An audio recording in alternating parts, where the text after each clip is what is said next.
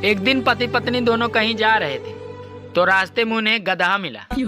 तो पत्नी ने बोला, देखो तुम्हारे रिश्तेदार जा रहे हैं, चलो इन्हें नमस्ते बोलो। तो पति भी बहुत कमीना था, उसने भी बोल दिया, ससुर जी नमस्ते।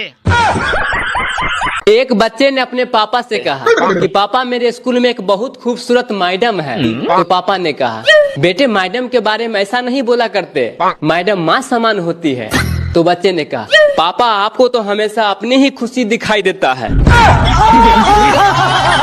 गर्मी और बीबी दोनों एक जैसी होती हैं। इनका पारा चढ़ते ही अच्छे अच्छों का पसीना छुड़ा देती है।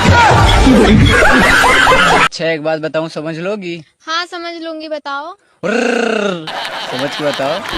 बात कुछ समझ न आए, टिप्पू भाई, ये बच्चे पैदा होते हैं तो रोते क्यों हैं? अरे सीधी सी बात है, अगर किसी के घर में आप 9 महीना रहे तो कोई लात मार के बाहर निकाल दे तो कैसा लगेगा? दोस्तों, एक मुर्गी फार्म के मालिक ने सभी मुर्गी के बीच ऐलान कर दिया कि कल से तुम लोग 2 अंडे देगी, जो अगर कम दी उसको काट के खा जाऊंगा। तो सभी मुर्गी ने कल होकर 2 अंडा दिया, सिर्फ एक को छोड़ के। तो मालिक ने उससे पूछा, तो उसने बोला, मालिक साहब ये तो आपके डर से मैं 1 अंडा दे दिया, वरना मैं तो मुर्गा हूँ।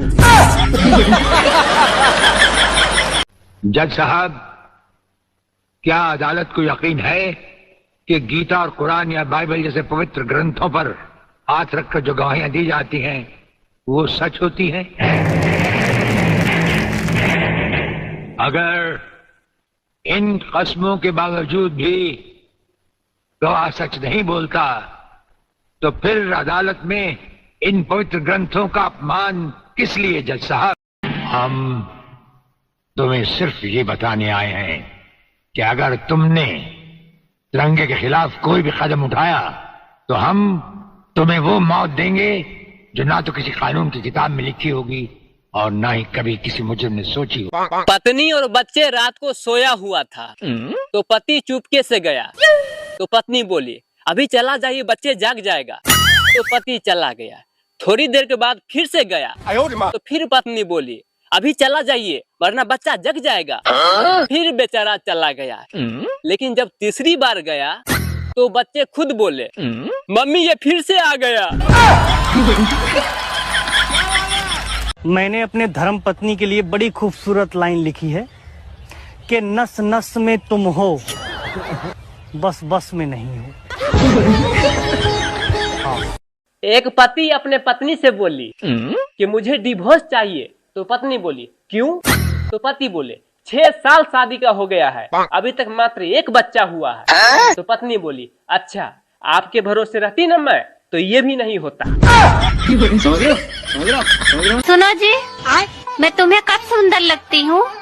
सच कहूँ, तुम मुझे तब सुंदर लगती हो जब तुम्हारे दोनों ओठ आपस में मिले रहते हैं। सभी पत्नियों से मेरा एक ही निवेदन है कि हे पत्नियों, अपने पति को मत कोसिए, क्योंकि उसके पास इतना ही समझ रहता तो वो शादी थोड़े करता। आप कहाँ थे ज्ञानी बाबा? मजनू। हाँ बोलो भाई। भगवान का दिया हुआ सब अरे बंद करो यार, तुम्हारा ये सन 47 का पहले पूरी बात तो सुन। पूरी नहीं, तुम्हारा वो दौलत शोहरत इज्जत, उसके बाद का कुछ बोलो। चल ठीक है। इस पेशे को भड़वागिरी कहते हैं। गोविंद चिल्ला मत, नहीं तो ये केस यही रफा दफा कर दूंगा। ना तारीख ना सुनवाई, सीधा इंसाफ, वो भी। अरे भले ही मौत चारों तरफ हो, लेकिन ससुरी आएगी तो एक ही तरफ से ना। और जब मौत एक ही बार आएगी तो आने दो। मौत से तो वो लोग डरते हैं जिनके पास रोने वालन की फौज होती है। जेलर साहब, ये आपकी आवाज सचमुच ही आपकी बहादुरी की निशानी है या हमारे नाम की दहशत? दहशत?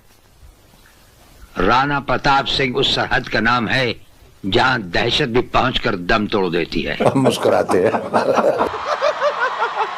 यहां जेल की सलाखें नहीं, यहां हर दरवाजे पर गोलियों की गूंज में मौत की सदाएं हैं। यहां से जाने का सिर्फ एक ही तरीका है और वो है हमारा हेलीकॉप्टर। लेकिन उसके पहिए हमारी मर्जी से घूमते हैं और उसके पंखे के पर हमारे चाहने पर फड़फड़ाते हैं।